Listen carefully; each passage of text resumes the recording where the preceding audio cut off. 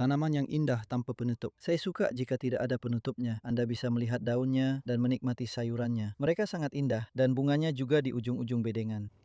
Tapi saat kita menanam tanaman baru, bibit baru, biasanya saya menggunakan penutup untuk melindungi mereka. Dalam kasus ini, dari kelinci dan rusa, yang keduanya sangat suka daun bit. Jadi ini sebenarnya adalah penutup yang disebut thermocrop. Yang cukup rapat, ini agak membuat frustrasi kerana tidak membiarkan air hujan lewat sebanyak jaring. Tapi ketika penutup ini rata di atas tanaman seperti ini, air hujan dan air siraman bisa menembusnya.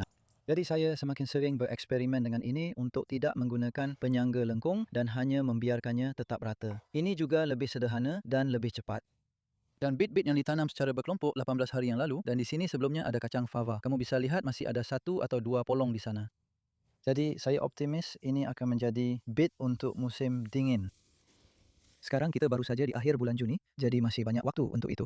Berapa lama saya akan membiarkan penutup itu tetap terpasang, saya belum tahu. Mungkin sekitar 6 minggu, tapi saya rasa saya perlu tetap menutupinya karena rusa, terutama karena mereka sangat suka daun bit.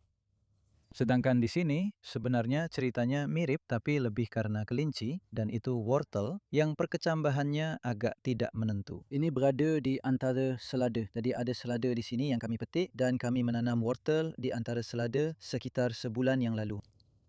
Jadi, saya harus memikirkan apa yang harus dilakukan di sana ketika perkecambahannya buruk seperti itu. Agak bikin kesal juga.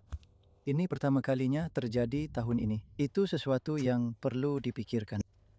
Nah, di sini kita punya selada yang dipindahkan pada akhir pekan yang cukup padat.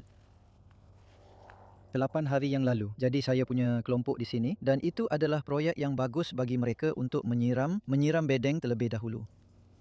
Lalu saya menggali lubang untuk menjaga jarak tanam tetap teratur dan mereka menanam tanaman, berkreasi, menanam di sana sini. Jadi ini adalah selada yang baru 8 hari ditanam di tanah. Kamu bisa lihat mereka sedikit rusak karena panas, tapi tidak apa-apa. Kamu tahu, itu bisa dilepas. Kamu bisa lihat bagian tengah tanamannya sehat. Dan saya senang dengan ini karena, sekali lagi, ini sangat cepat dan hanya dengan meletakkan jaring, ini adalah jaring pelindung tanaman biasa, di atas tanaman seperti itu benar-benar berhasil. Nah, di sini saya punya lengkungan yang menopang jaring anti burung. Dan saya menggunakan ini sebagai alternatif dari jaring biasa. Dan saya suka ini karena Anda bisa melihat tanamannya lebih jelas. Tapi masalah dengan jaring ini adalah daun tanaman bisa tubuh menembusnya. Seperti yang itu di sana misalnya. Jadi itulah alasan saya menggunakan lengkungan. Supaya jaringnya tidak langsung menempel pada tanaman sehingga mereka tidak akan menembusnya. Begitu. Ini adalah sejenis bit berwarna oranye keemasan yang disebut flaming beryl dan saya mencabut satu tadi pagi, sebenarnya dari bedeng lain. Warnanya benar-benar indah, seperti pelangi di dalamnya. Jadi masih ada waktu untuk menanam bit, jadi silakan saja kamu bisa melakukannya.